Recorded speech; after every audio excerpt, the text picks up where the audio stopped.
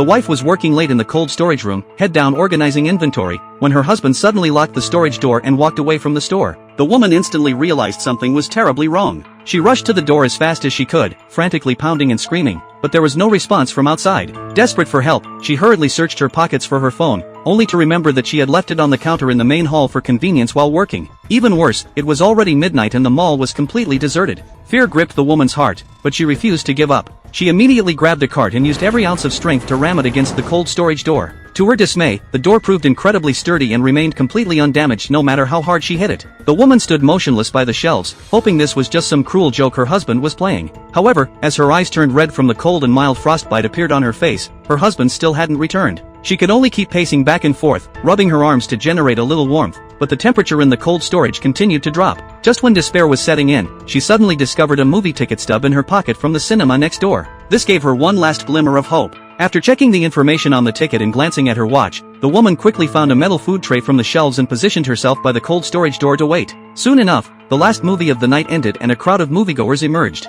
Realizing this was her moment, she grabbed the tray and desperately banged it against the door to make noise. But the people walking by were chatting and laughing, completely oblivious to her faint cries for help. In her desperation, the woman struck too hard and accidentally hit her hand holding the tray. The excruciating pain caused her to drop it, and by the time she managed to pick it up again, she had missed her last chance at survival. The crowd outside had completely dispersed. What made matters even worse was that the temperature had now dropped to -13 degrees Fahrenheit, and even her watch had frozen and stopped working. Would she really be able to escape alive?